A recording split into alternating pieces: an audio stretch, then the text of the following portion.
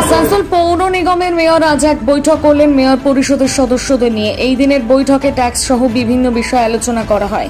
এই বিষয়ে মেয়র পরিষদের সদস্য গুরুদাস চ্যাটার্জি বলেন, আগামী দিনে প্রয়াত কাউন্সিলর তপন ব্যানার্জির স্মৃতিতে ওই ওয়ার্ডে একটি রাস্তার নামকরণ করা হবে। তিনি বলেন, বাড়িতে পাম্পের সাহায্যে পানীয় জল টানে তার বিরুদ্ধে আইনত ব্যবস্থা নেওয়া হবে।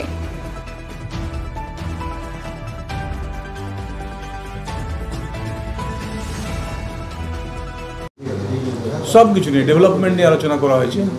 যা কিছু আলোচনা হয়েছে আগামী বোর্ড মিটিংয়ের পরে সব ডিটেলসে বলে দেওয়া হবে। জল তো একটা বড় সমস্যা দেখা যাচ্ছে, সেই বিষয় নিয়ে কিছু জল নিয়ে যেমন আমাদের হটন রোডে ইলেকট্রিক ডিপার্টমেন্টের থেকে কাজ করতে গিয়ে পাইপ প্রতিনিয়ত বিভিন্ন জায়গায় পাইপ ফাটিয়ে দিচ্ছে, সেখানে আমাদের প্রবলেম হচ্ছে। তাছাড়া ইলেকট্রিকের থেকে প্রবলেম হচ্ছে আমাদের, কোথাও এই যে কখনো ঝড় দিয়ে দিচ্ছে চলে যাচ্ছে। যেমন গত 3 দিন আগে বৃষ্টি ঝড় হয়েছে, তাতে ক্ষতি হয়েছে। আবার তারপরে লাইনে আসার পর আবার রাত 9:30টার সময় চলে গেছে। ফলে আমাদের জলটা যে দিচ্ছি আমরা মানুষকে, সেটা টাইমটা বেড়ে যাচ্ছে। আসানসোল জেলা হাসপাতালের সামনে রাস্তাটা অনেকটা ইলেকট্রিক ডিপার্টমেন্ট করে রেখেছে। আমরা অলরেডি তাদেরকে চিঠি দিয়েছি, তাদের সাথে বসেছি। এখনও পর্যন্ত তারা আমাদেরকে কোনো মানে রাস্তাটা সারাবার জন্য কোনো টাকা পয়সা কিছু দেয়নি, এবং আজকেও আমি ফোন করে বলেছি সেটা। বিভিন্ন জায়গাতে আছে মোটর থেকে জল টেনে নেওয়া হচ্ছে, ওটা অলরেডি আমরা করেছি। আমি যেটা বললাম, আমরা বসে আলোচনা এমআইসিতে করেছি, সেটা বিওসি করার পর আমরা বলতে পারবো। রাস্তাঘাট নতুনভাবে নির্মাণ করার সিদ্ধান্ত হলো। প্রত্যেক ওয়ার্ডটাকে যাতে 106টা ওয়ার্ডকেই যাতে ডেভেলপমেন্ট করা যায় এবং তার জন্য আলাদা আলাদা টাকা স্যাংশন করা যায়, তার ব্যবস্থা করা হলো। পিডব্লিউডির সঙ্গে সংযোগ রেখে কাজ করানোর জন্য বিএনআর ব্রিজ থেকে শুরু করে বাজারে যে সমস্ত জায়গায় জিটি রোডের ওপরে মেন হোলগুলো আছে, যেগুলো ব্রিটিশ গভর্নমেন্টের আমল থেকে তৈরি করা আছে, এবং পরবর্তীকালে আমরা যেগুলো চেষ্টা করেছিলাম 2009-এ ক্ষমতায় আসার পরে আসানসোল মিউনিসিপ্যালিটি কর্পোরেশনের তৃণমূল, সেইখানে আমরা আবার চেষ্টা করছি যে পিডব্লিউডিদের সঙ্গে নিয়ে আমরা সেই সমস্ত মেন হোলগুলোকে আরও বড় করতে, যাতে জলটা আরও সুন্দরভাবে ওয়াশ আউট হয়ে যায়। গারুই রিভারের আমরা কাজে সংস্কারের জন্য আবার নতুন করে চেষ্টা করছি এবং কাজটাকে আমরা এক্সটেনশন করার ব্যবস্থা করছি। আমাদের সমস্ত হাইড্রেনগুলোতে লোক লেগে গেছে যাতে বর্ষাতে জল না জমে। এখন সবারই প্রচেষ্টা নিয়ে আমাদের এই সমস্ত কাজগুলো হবে। Thank you. আজকে আমাদের এমআইসি মিটিং ছিল, কতগুলো গুরুত্বপূর্ণ জিনিস নিয়ে আমাদের আলোচনা ছিল, ট্যাক্স থেকে আরম্ভ করে সব ব্যাপারগুলো নিয়ে।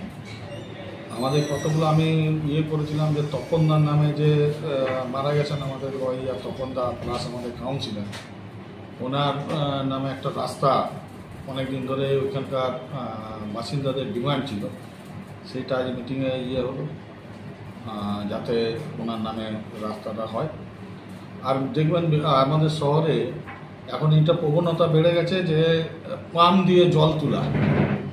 আজকে এইটা ডিসিশন হলো 30,000 টাকা ফাইন, এবং প্রশাসনের মাধ্যমে আমরা কিন্তু পাম্পকে যেমন ইলেকট্রিক সাপ্লাই কেউ যদি হুকিং করে যেমন কেস হয়, সেরকম এক্ষেত্রে আমরা পাম্প তুলে নিয়ে এসে আর কেস দিয়ে দেওয়া হবে প্রশাসনের তরফ থেকে।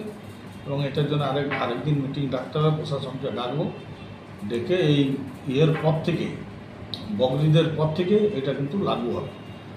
এতে কি হচ্ছে, আসানসোলের বিভিন্ন জায়গায় জলের সমস্যা দেখা দিচ্ছে, তাই জন্য এইটা।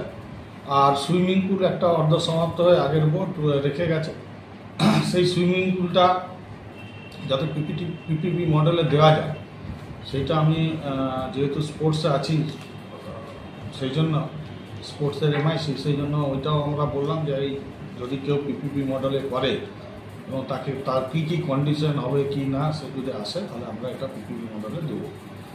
এই আরও কতগুলো গুরুত্বপূর্ণ সিদ্ধান্ত নেওয়া হয়েছে, যেমন শহরে সামনে বগরি, এই বগরিতে যাতে শহরকে পরিষ্কার পরিচ্ছন্ন এবং জলের যে পরিষেবা সেটা আবার সুষ্ঠুভাবে দেওয়া যায়, সেই জন্য আজকের এই মিটিং হয়েছিল। এবং সর্বোপরি সব ব্যাপারেই আমাদের কমিশনার সাহেব অনুমোদন দিয়েছেন যে না, এগুলো খুব আর্জেন্ট বেসিসে করতে হবে।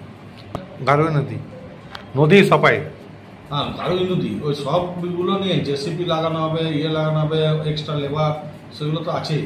ওই সবগুলো নিয়েই আমরা আজকে বসেছিলাম যে ভালো করে যাতে পরিষ্কার পরিচ্ছন্ন হয় এবং শহরটা ভালো থাকে।